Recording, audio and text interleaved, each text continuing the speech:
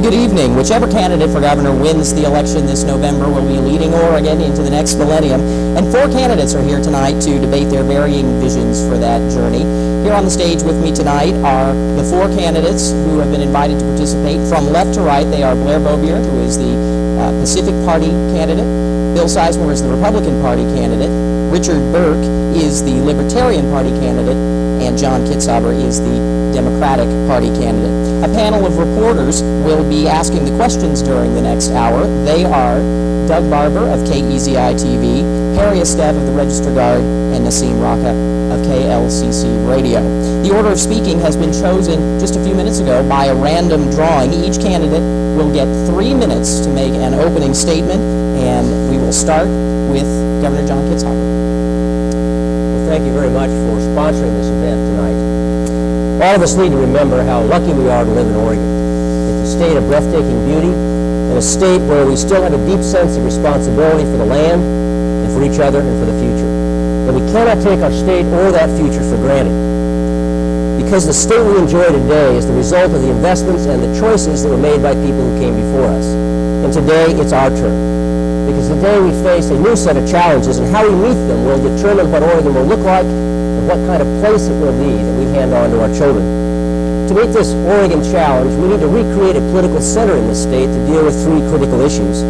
Issues that have nothing to do with your party registration, nothing to do with where you live, nothing to do with where you work, and everything to do with Oregon's future. First, we need to give our children and the entire workforce the education and skills they need to succeed in the 21st century. We must make our schools the best in the nation, not only by demanding that our children master the basics, but they can also demonstrate what they have learned in the real world. Our children have to be ready to learn when they get to school, and we need to ensure that no qualified high school graduate is denied the opportunity for a college education. Second, we must help those children who are at risk in our state, from abuse, from neglect, kids who are homeless, who are struggling in school, who are dropping out, who are vulnerable to the lure of gangs and to drugs. We know who these kids are. We know they're on the road to a life of despair and hopelessness and of crime. We know how to help them. We have a moral obligation to do so. And third, we must protect Oregon the place, the natural beauty that is so much a part of our quality of life. 500,000 people came here in the last 10 years, and we expect another 500,000 people in the next 10 years. Our challenge is to make sure that growth doesn't destroy our quality of life or the integrity of our neighborhoods. Because I'm not willing to see Oregon grow at the expense of our livability, especially when we're smart enough to have both. And I'm not willing to tell my son, you should have seen what this place looked like 20 years ago.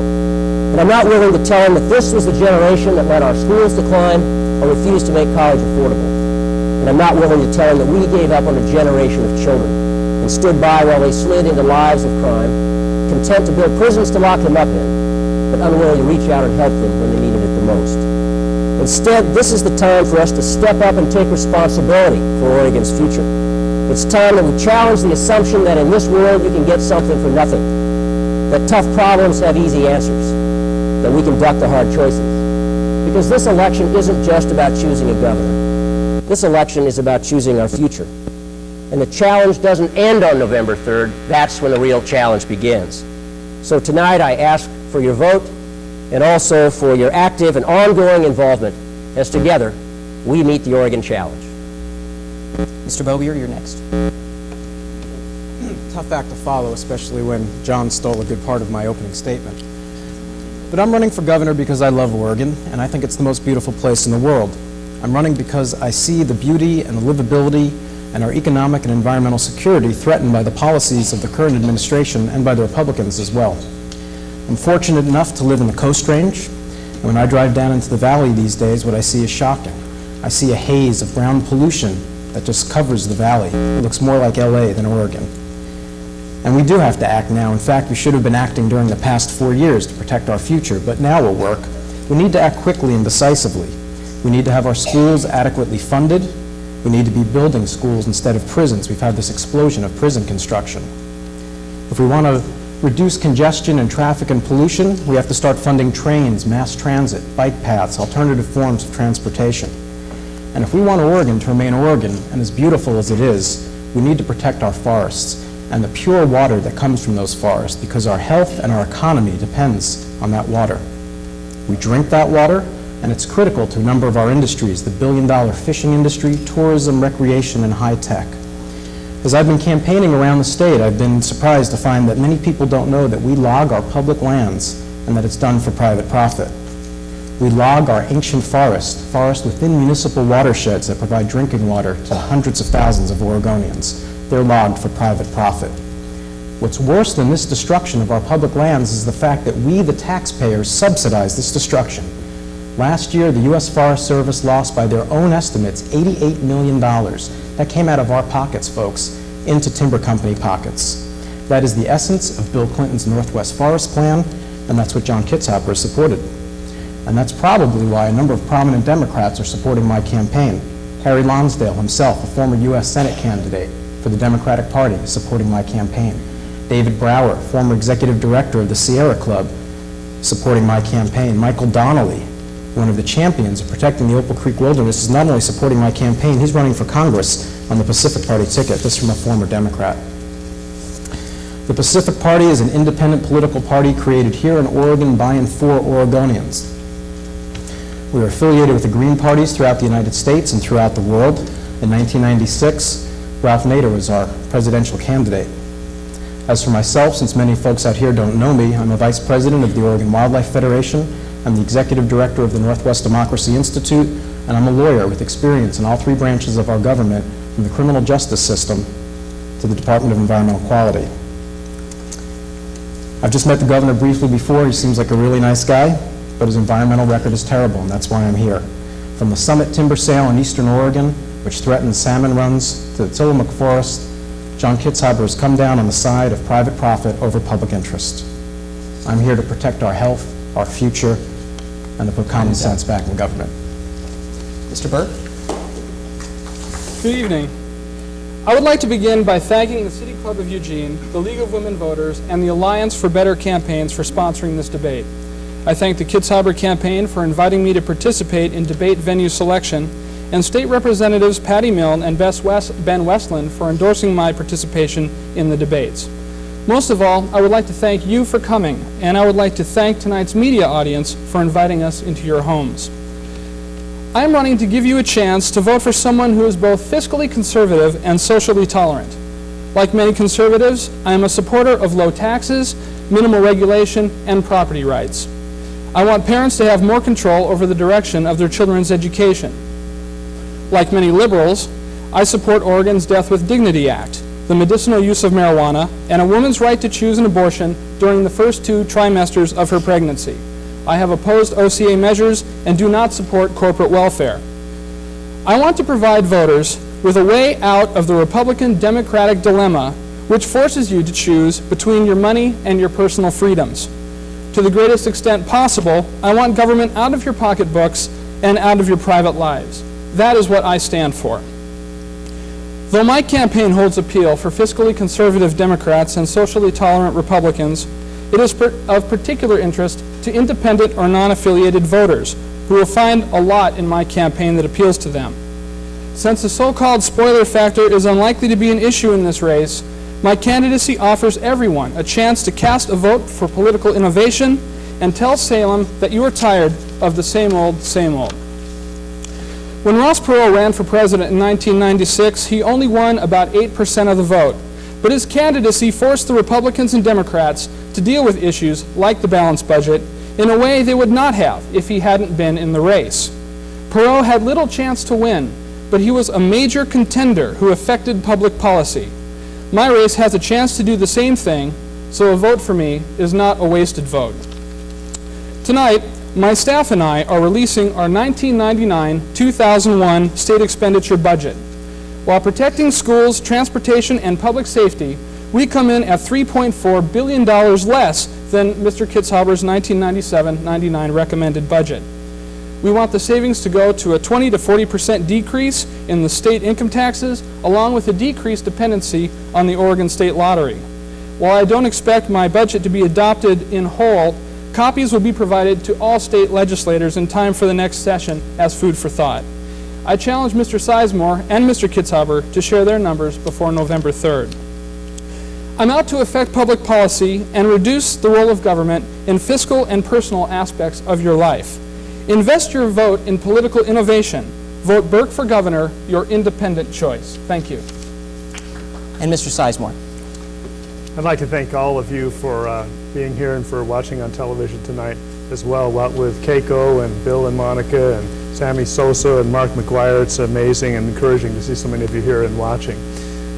Also, our governor, the last few days, made headlines of his own when the Cato Institute, which is one of the most prestigious think tanks, free market think tanks in America, designated John Kitzhaber as the most fiscally liberal governor in America. In fact, giving him a grade of F, putting him in dead last in all 50 states. So the governor's comparisons to mine on the issues of taxes, I think, are quite clear to most of you. I have a reputation nationally for having saved the taxpayers in the state hundreds of millions of dollars a year by the tax measures that I have sponsored to reduce taxes. But I'd like to show some contrast tonight on the subject of education. Today, 25% of our high school students are dropping out before they finish high school, condemning them to a life of poverty, welfare, low incomes, low-paying jobs. More than 70% of 10th graders cannot perform math at grade level.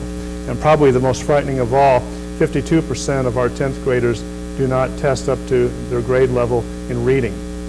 Now, 18 years ago, the children were born who are graduating from high school this year. Something else happened about 18 years ago. John Kitzhaber entered the legislature for the first time. For the past 18 years, he has been a state legislator, even the Senate president and governor of the state. So the question we have to ask when the governor proposes that he has solutions to the problems in our schools is what responsibility does he have for the condition of our schools today, which has occurred under his watch. I have with me an 8-point plan that's 8 common sense solutions, how we can turn the schools around in our state. It doesn't call for increased spending for schools, but this plan offers common sense solutions that do not place a heavier burden on the taxpayer, but instead put solutions to our school that will make meaningful changes without increasing the cost. For example, giving back to teachers the authority to maintain discipline in the classroom and deal with disruptive students, to get our curriculum back focused on the basics and fundamentals of education, put phonics back in our schools so our kids will learn to read by the 1st or 2nd grade. These are things that we can do to improve our schools without increasing the cost. And hopefully tonight you'll see a clear contrast between John Kitzhaber and myself.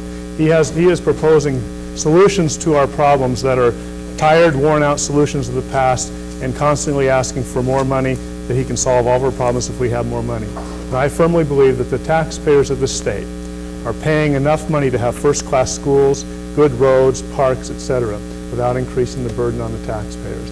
I believe that distinction between the governor and myself and my common sense solutions to our problems are such to mark a clear difference, and I ask that as you listen tonight, you will consider please giving me your vote. And the time is up. For the next 40 minutes or so, the candidates will answer questions from the panel. Each candidate will have 1 minute and 15 seconds to answer, and then another 30 seconds each for a rebuttal. Doug Barber will ask the first question, and Mr. Bobier will be the first to answer. Well, since we are here at Lane Community College, let's start with a question about college costs. Many students now graduate with a diploma and a debt of up to $20,000, sometimes more. That's a tough way to start. What should the state do to make college more affordable? It's an awfully good question. I wish someone had asked me that before my law school education. Higher education, something that we need to look at funding. It's an investment in our future, an investment in our economy, an investment in people. A number of other countries do things very differently than the United States, and I think it would be instructive to look around the world and see how things are done. Australia, for example, where in fact it's a crime to not vote, something else we could learn, education's paid for. A number of other countries do things similarly. So I don't want to fall into necessarily what I'm sure Bill and Richard would label as tax and spend answers, but we have to look at seriously doing that, and we can't be spending money on education if we're spending so much money on prison construction. We can't be spending so much money. There's only so much of the pie to go around. And if we're spending a ridiculous amount of money putting people in prison, caging people for a variety of offenses that they don't necessarily need to be in jail, that's one source of revenue. Another thing that we call for in our platform is pollution taxes. And by putting pollution taxes across the board, I think we could have a stable funding of education for the next millennium. Mr. Sizemore? Thank you. I too am committed to keeping a college education affordable for those students who are qualified applicants for college. However, I must point out that every year the newspapers across this country are full of news stories about all of the scholarships that go unclaimed because there are not enough qualified applicants to qualify for the money, the financial aid that's already available. Every year those stories are in the newspaper. What with 25% of kids dropping out and 70% not being able to perform math at grade level and 52% not being able to read at grade level in the 10th grade, I think we ought to concentrate our efforts on making sure that the students that we are putting out of our K through 12 system today are actually qualified to go to college, qualified for the financial aid and the scholarships that are already available to them, and that we don't continue the practice of using our first year or two of college with remedial courses that teach the kids who have graduated from high school how to perform math and reading at grade level. That's the first step that we need to take to make sure our students are qualified to go to college. Mr. Burke? Well, I do several things. The first thing I would do would be to adopt a tuition freeze. Then what I would do is try to increase faculty salaries by cutting administrative and bureaucratic costs. I remember when I was a student at Portland State University, Ballot Measure 5 had just passed, and they thought there were going to be these tremendous cuts, so they laid off employees. But they didn't lay them off, they just gave them jobs in other parts of the university. When they found there was going to be more money than they thought, they didn't bring those employees back. They left them where they were and hired new people. There was a lot of bloat. The administration is very top-heavy in our university system. I would cut this back and put that money into faculty salaries. However, with regard to tuition, one of the biggest pains that we have has to do with student fees. Every time we sign up for tuition, we pay student fees, which fund all sorts of organizations. Some are valid, some are not, but I think they should be made voluntary. This would take away hundreds, or in some cases even thousands of dollars off the cost of tuition. I would privatize OHSU, and I would also rely more on community colleges, where at least in the first couple of years, you can get a good value for your money. Governor Kitzhaber? Well, I think that fixing the problems in our K through 12 system, of which there are many, begs the question of the affordability of a college education once you've graduated.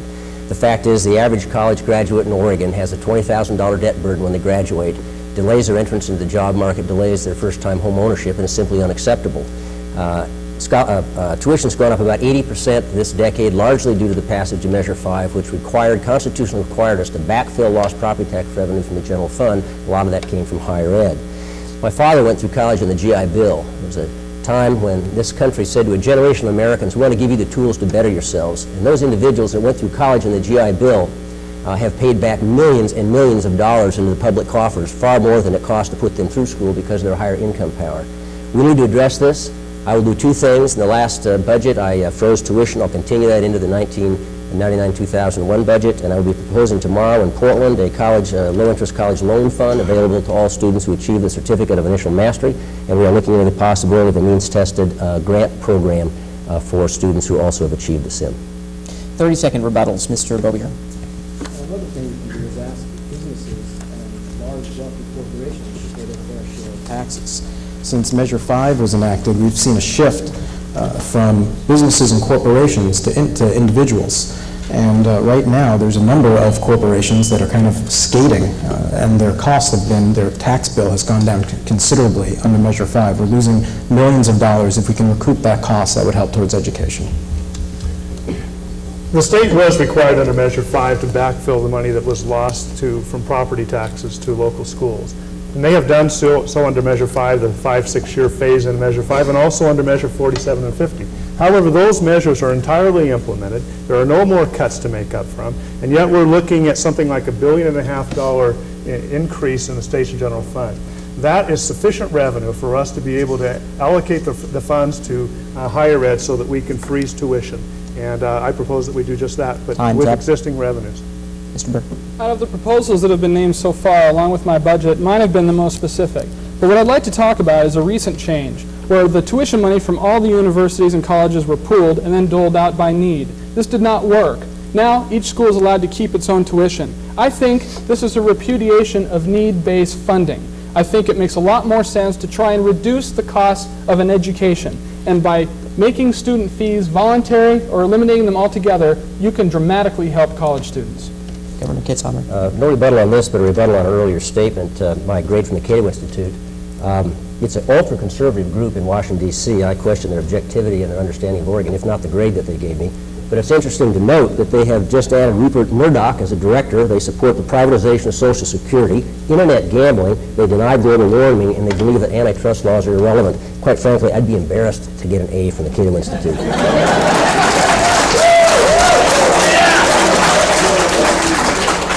Harry Stead will ask the next question, and Mr. Sizemore will be the first to answer.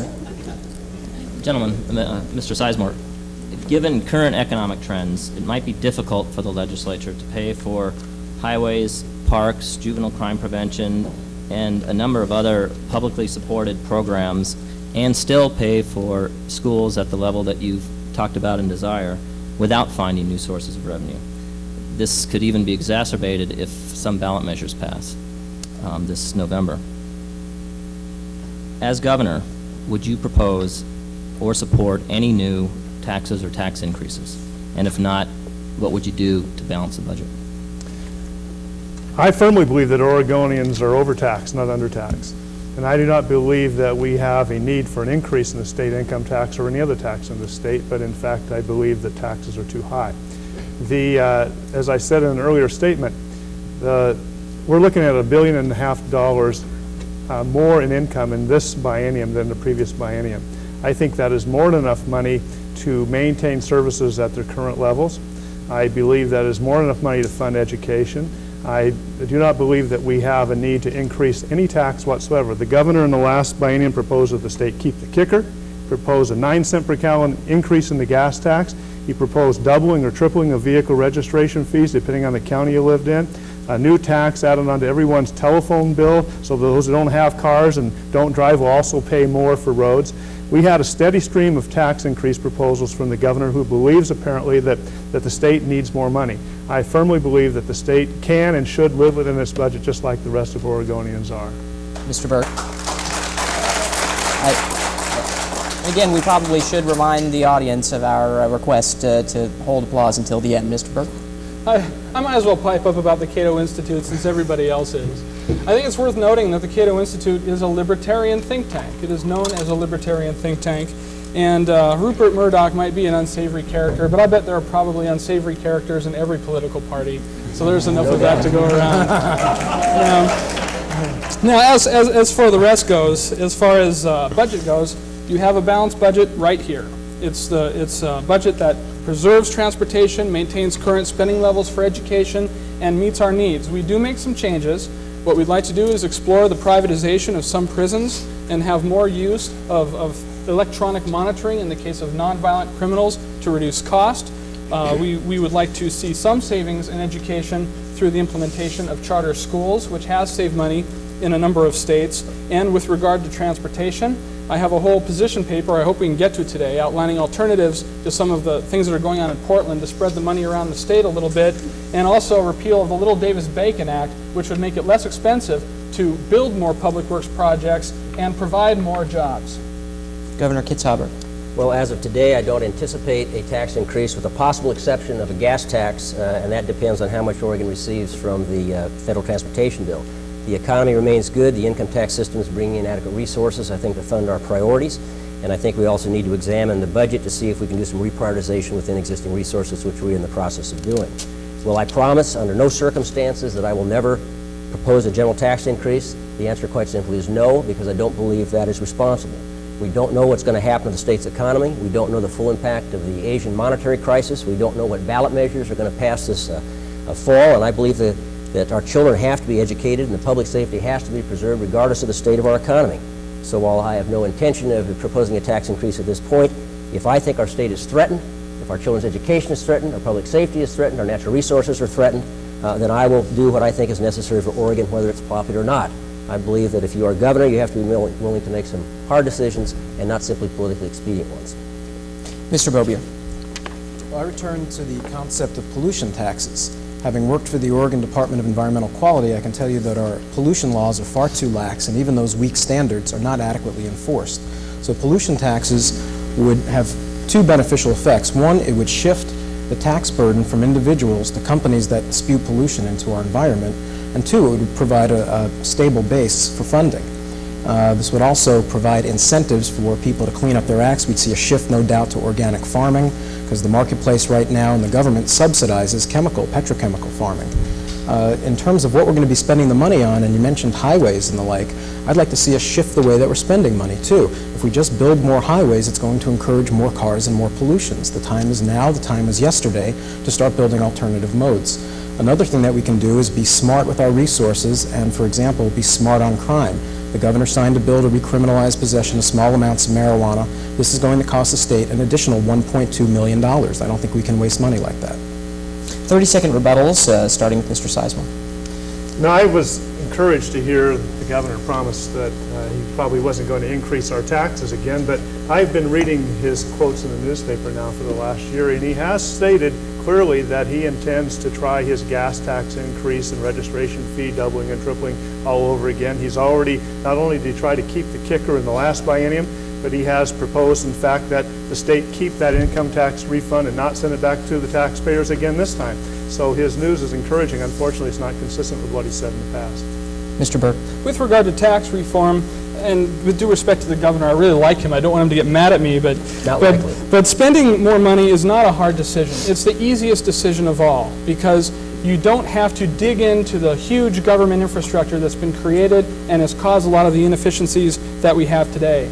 My proposal offers a 20 to 40% tax decrease, and I've also proposed eliminating all property taxes with a 5% capped local state sales tax. No one will ever handcuff you, drag you to the shopping mall, forcing you to buy your fair share. Governor Kitzhaber.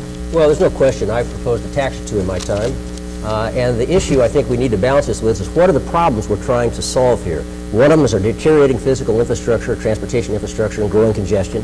One is trying to figure out how to change how people and when people use the highway system so that you don't have to add lanes, but you can change capacity by how and when they use it.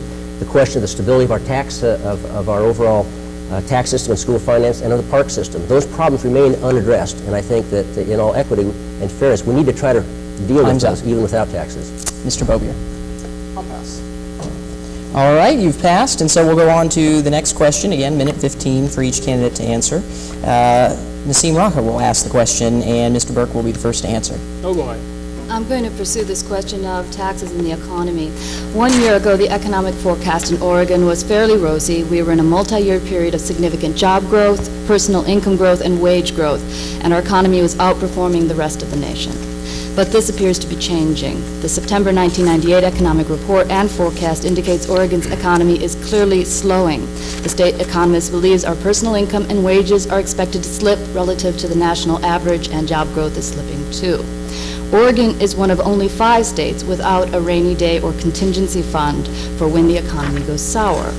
While history does not necessarily dictate the future, our experience in the early 1980s tells us that if we do go into recession, vital governmental services will be cut and taxes will be raised.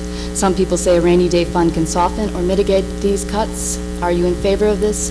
If yes, why? If no, why not? I don't have a problem with the concept of a rainy day fund, and you'll notice with regard to the tax decrease, 20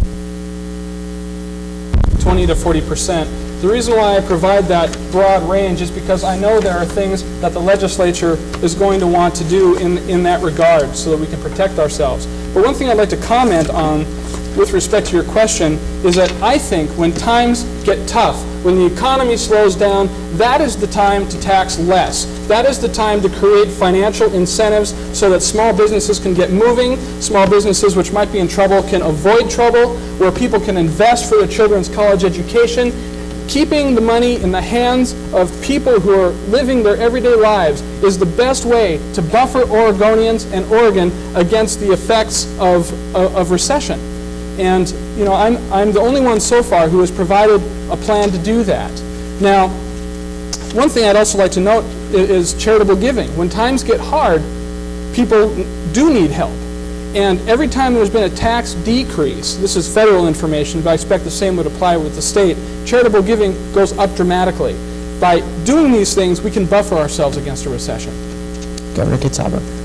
Well, I think the central issue here is the kick around the stability of the school funding mechanism. And before the passage of Measure 5 and Measure 47, most of the school funding, about 70%, came from property taxes, which, whatever else you say about them, is a very stable revenue source during a recession. Today, about 20% comes from property taxes, about 80% comes from the income tax, which is extraordinarily volatile during a recession. I think that we have made our tax system in general and education funding in particular far more unstable today than it was 10 years ago. And I think we have an obligation to think about how we're going to deal with that, how we're going to pay for schools if the economy takes a downturn. We've got kids to educate for a very complicated information, technologically driven world, whether we have a good economy or a bad economy, and we can't simply walk away from it during a recession. One of the ways to do this is through a rainy day fund, which I would support, and Mr. Sizemore was correct. I'm not wed to that, but I do think the next legislative session has got to try to address the question of long-term stability or education funding, pre-K through post-secondary. Mr. Bobier. You mentioned that the economy had been slowing down, and I think we have to take a different look at how we measure the health and wealth of our society. Our 1996 presidential candidate, Ralph Nader, is fond of saying that every time a car crashes, the gross national product goes up. When we build more missiles, the gross national product goes up. So the economy is slowing down. I'd like to see the figures and challenge some of the assumptions that goes into that. In terms of a rainy day fund, sure, it makes great sense. Every government, every business, every nonprofit entity should have some form of a rainy day fund. I think what we have to look at is sustainable development, sustainable non-polluting development, because when we rely on enterprises that create pollution, we create more costs. We think we need to change the tax laws and change some of our land use laws to encourage people to be growing timber on agricultural lands. Right now, we can't do that. That would shift it away from our public land base, which we, the taxpayers, are subsidizing. And I've called for a job program for forest restoration. We need to recreate our forests, which will provide jobs in tourism and recreation long into the next millennium. Mr. Sizemore. I believe if ants and squirrels are smart enough to put some food away for the winter or for hard times to come, we ought to be at least that smart. The question is, where does the money come from? Do we confiscate the people's kicker, their income tax refund, and use that to build a rainy day fund? Or do we take that money out of the $1.5 billion increase in revenue we're having during these prosperous times? There's a big difference in whether you use that rainy day fund as an excuse to take the people's money or if you build it out of the surplus that we have in the system today. The governor has used the term frequently of he'd like to have more recession-proof taxes. Stop and think about what that means. In the past, we've relied heavily on property taxes, placing more and more of the cost of government on the backs of property owners. Why? Why do governments like property taxes so much? Because they're recession-proof. In other words, you can lose your job, your income can go down, but your property taxes can still go up. In other words, when the economy is doing poorly, there is an effort on the part of those in the bureaucracy to protect government, even though the people at home are struggling to pay their bills. And I think that government should also be have a stake in how the economy does and prosper and suffer along with the rest of us. 30-second rebuttals, Mr. Burke.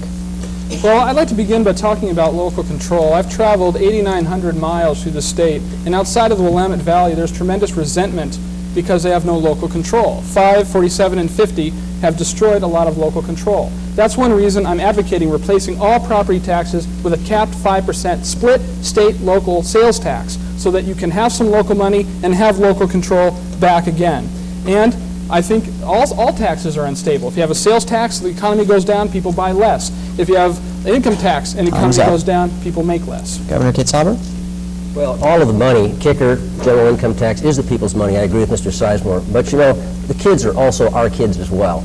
And I think, unfortunately, to reduce this debate to statistics and numbers ignores the fact that behind those statistics and numbers are the names and faces of real Oregonians, real people with dreams and hopes of their own, and somehow those people, the programmatic impact that we're trying to accomplish needs to be balanced in the revenue debate. And I think that is a stark difference between my opponent and myself.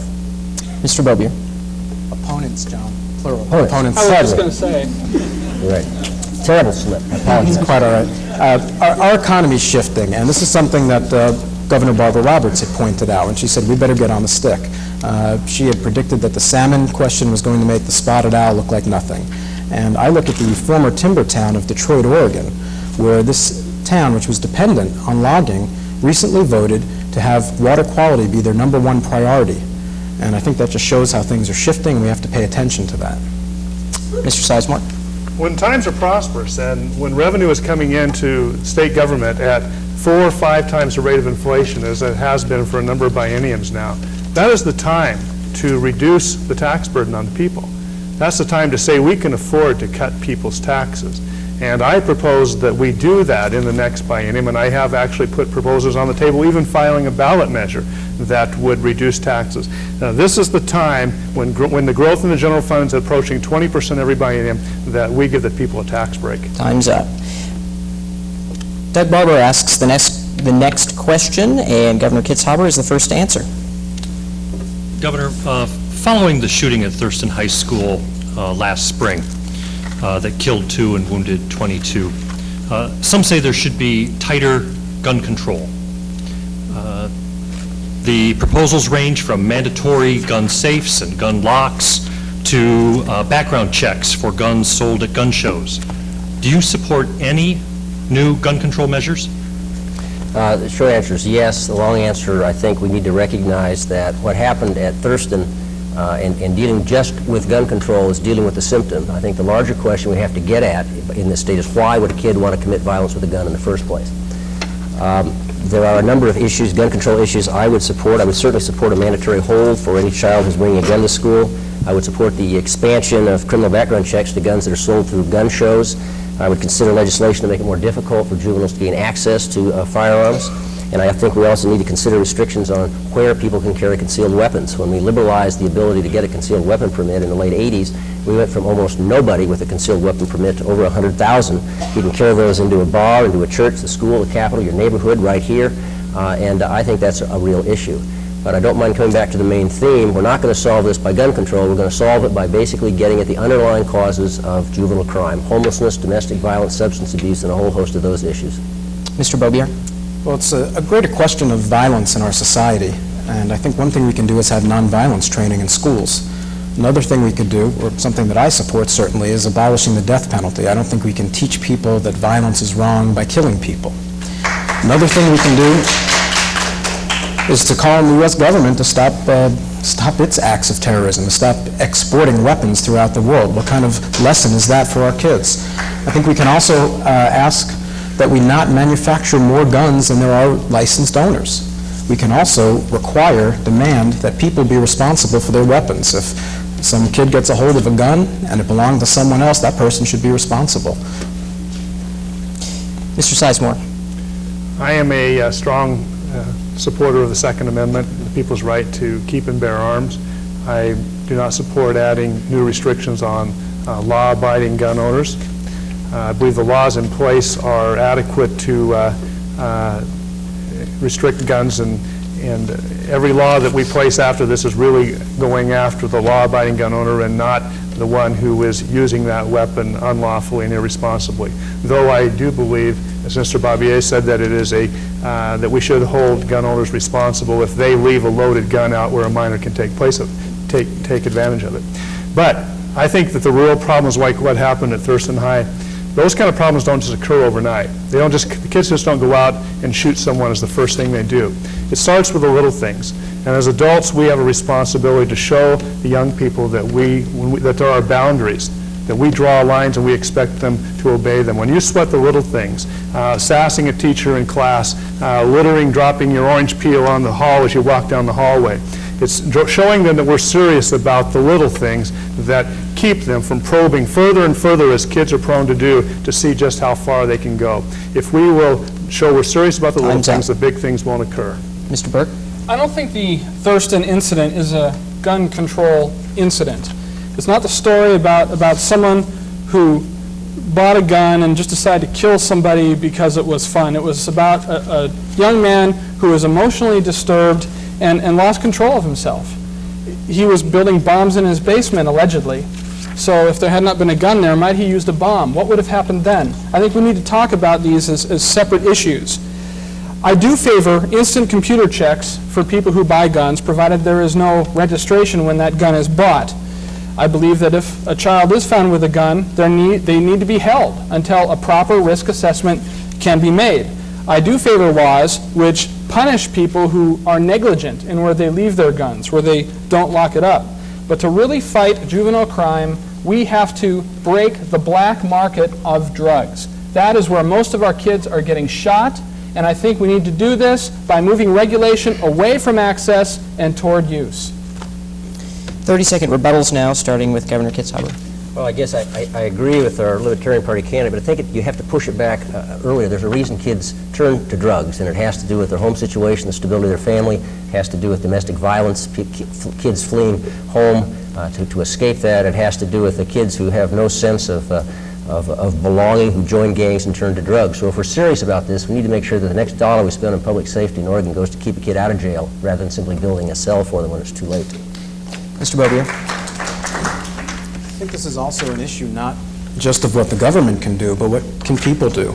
And there's been somewhat of a debate going back and forth. Is it because there's so much violence on TV? Is it because it's guns? And I really question people who doubt that it's either one of those things. It's probably a little bit of both. And I think what we need to do is take personal responsibility. If people look and see that their kids are watching violent garbage on TV, turn it off. We don't need government to regulate that. We need people to regulate themselves. Mr. Sizemore. I agree. The parents, schools, these are the kinds of problems that the decisions we make under the roof of our home have a far greater impact than the decisions that are made under the dome of the Capitol. That teaching kids respect for authority and teaching them that there are lines and that we expect you to respect those. I think if we earn the respect of our kids, they will obey the laws that we set for them. They don't just obey them automatically. And Mr. Burke.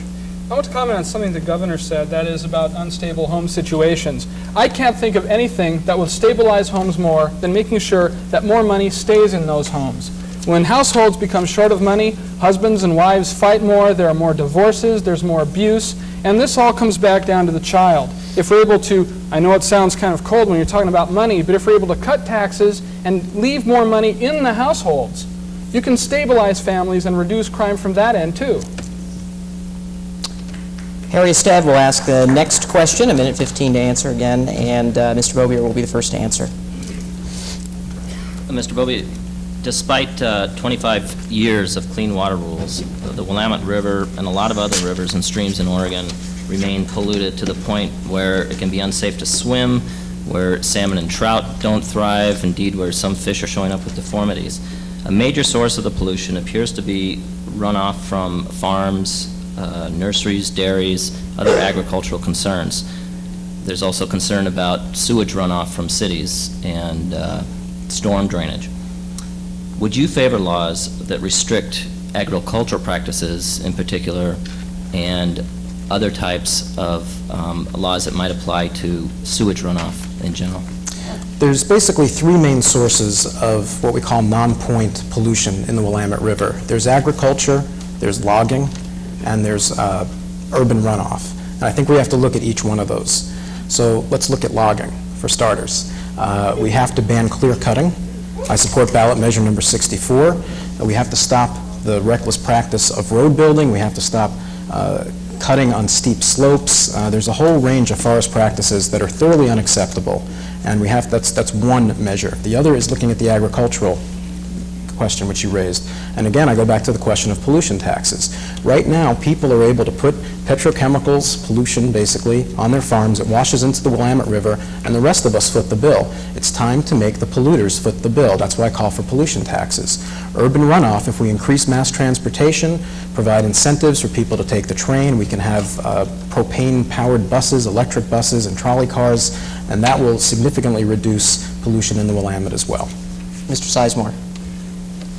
I can't agree with you on Measure 64. I do not believe that a ban on clear cutting, especially as extreme a measure as Measure 64 is, will do anything to improve the water quality in our watersheds.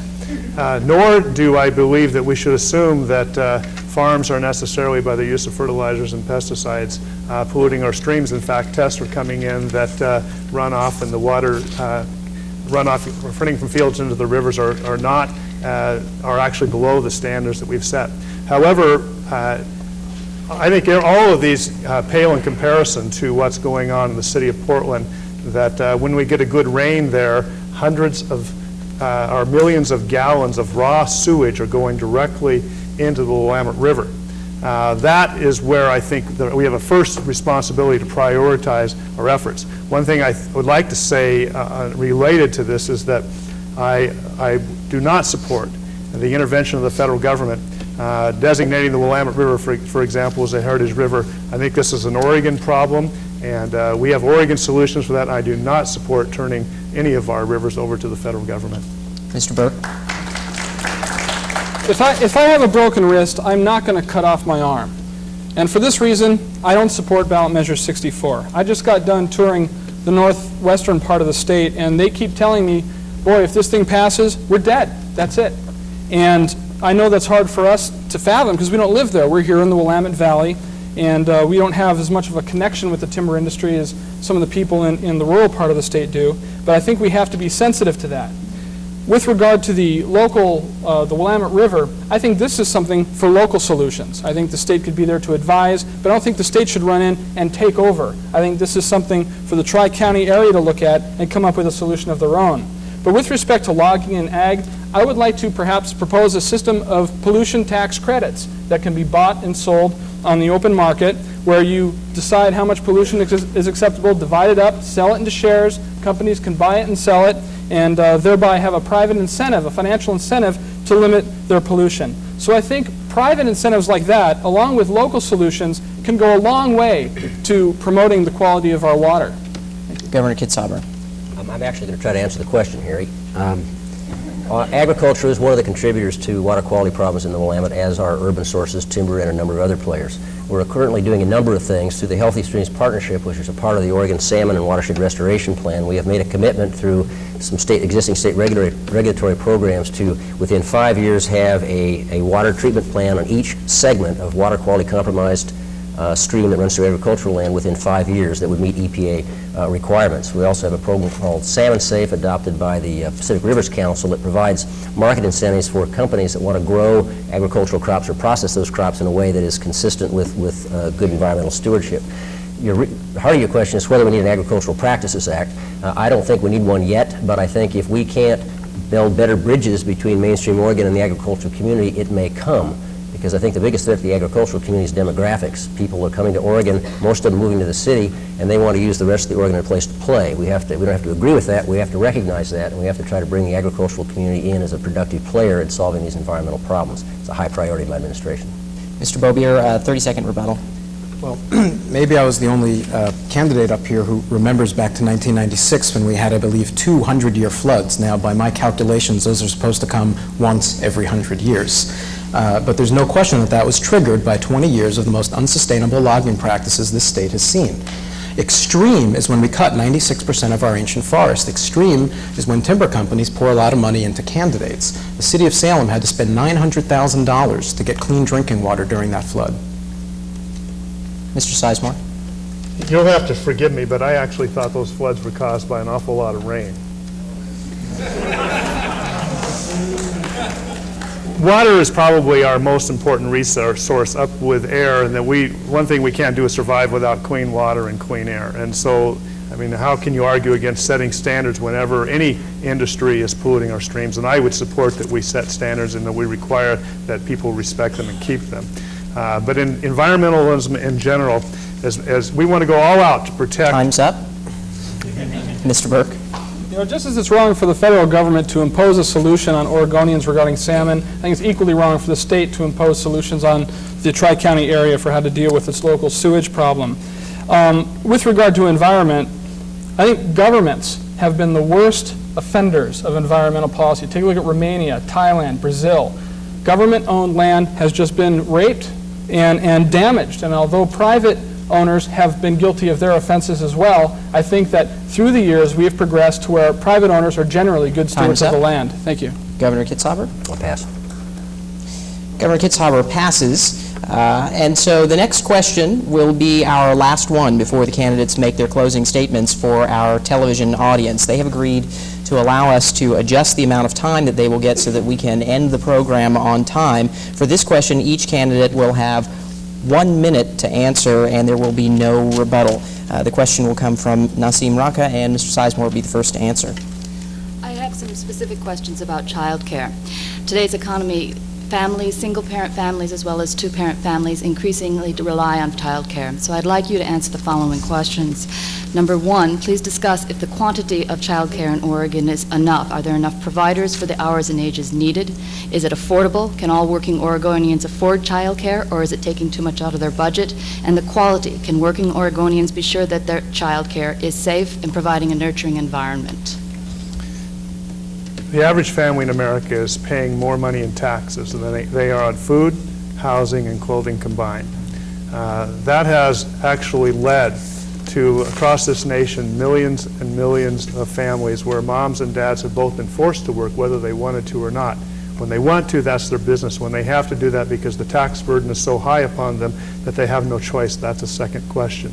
So the first thing I would propose is that as a nation and as a state, we do our best to reduce the tax burden on families so that they are not forced into the workplace, to where there's not at least one parent home if possible, to make sure those kids are staying in school, doing their homework, staying off of drugs and out of gangs and situations where teenage pregnancy occurs, etc. I believe we can have tax credits for child care in the workplace, but at the same time, I really would like to move, if possible, in the opposite direction. We free our families up to not have to have both parents working. Mr. Burke? In the early 90s, I was a litigant against Governor Barbara Roberts, which resulted in legislation creating the Jobs Plus program. And this helped a lot of people who were on welfare get child care so that they could go find jobs. But aside from that, I have to agree with what Bill Sizemore has said. I think if you leave more money in the house, then you're not going to need as much child care. And so, is the quantity of child care enough? No, probably not, but if you let more parents stay at home, then it will be. Is it affordable? Well, no, it's probably not, but if you give them more money where they can stay home with their kids, it will be. Like myself, I'm self-employed, I work out of my home. If I can keep more of the money I earn, I'll be able to take care of a child if I choose to have one. As far as the quality of child care, if you enable parents to stay home with their children, you have the best quality child care you can possibly get. Governor Kitzhaber? I agree with my colleague to the right, but I believe that poor people are poor not because of the high marginal tax rate at the low end of the income scale, but because you can't live on the minimum wage in Oregon and still raise a family. Poor people are poor because they don't earn that. I think we have not enough quantity of child care in the state, for your question number one, or we have more child care that is of lesser quality. I'll go to your third question. I do think there's a lot of unregulated daycare going on in Oregon. There's been some testimony and some examination in front of the Senate Budget Committee last week on this issue. It is not generally affordable, and I'd recommend taking the existing child care tax credit, if we can, that was designed to help kids stay in college, and redirect that for that purpose and back out of general fund use. And I'd also look at a refundable income tax credit that actually would have some benefit for people at the low end of the tax scale. Mr. Bobier? I'll agree with a little bit of what everybody said. Is there enough? No. Is it affordable? That depends on who you ask. And the quality, that's something that I'm really not in a position to say. I've done some child care myself, so some of it is excellent.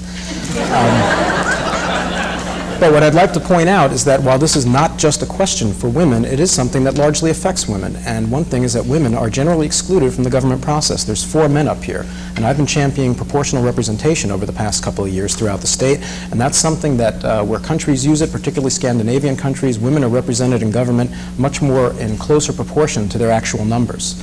And so one of my first acts as governor is going to be to submit a proportional representation bill to the legislature. And now the candidates will make their closing statements for our TV audience. They will have 1 minute each. And again, we drew for position in a separate drawing for closing statements. Mr. Bobier goes first. Thank you. Democracy is about choices. And to me, living in a democracy is both a privilege and a responsibility. And that responsibility means voting. Meaningful voting means choices.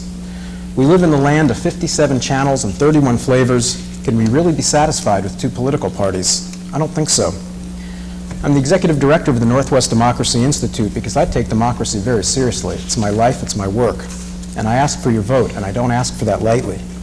If you agree with the Pacific Party and what you've heard tonight, that funding schools is a priority, protecting our environment and our economy, you'll vote for me. I ask that you vote your conscience and vote your hopes and not your fears. If you vote for the two major parties, you're just encouraging them. And it shows them that they can do whatever they want to, and they'll take your vote for granted. They can cut down the forest, they can pollute, they can lock up peaceful citizens, and still you'll vote for them. Look what Bill Clinton did in his second term. The only wasted vote is a vote for a candidate you don't believe in. I ask for your vote. Time's up. Mr. Burke? Much has been said about the rebuilding the center of Oregon politics. With respect to the governor, you cannot build a political center while governing from the left. The Oregon Senate isn't going to forget that Mr. Kitzhaber vetoed 47 bills in the last session. They won't forget that his well-intentioned propensity to tax and spend rivals that of any governor in the nation. With respect to Mr. Sizemore, you can't build a political center while governing from the right. For better or for worse, Mr. Sizemore has made enemies of Democrats and even some Republicans. I've staked out a central position between the compulsion of liberalism and the prohibition of conservatism. I offer Oregonians a chance to build a political center that actually stands for something by redefining what it means. If you're tired of Republicans and Democrats fighting over the same old turf, offering the same old ideas, and representing the same old interest groups, consider my candidacy. As one who is both fiscally conservative and socially tolerant, I invite you to vote Burke for governor, your independent choice. Thank you. Mr. Sizemore? Thank you. The longer this debate would go on, the more obvious it would be to all of you that John Kitzhaber and I are indeed miles apart on almost every issue.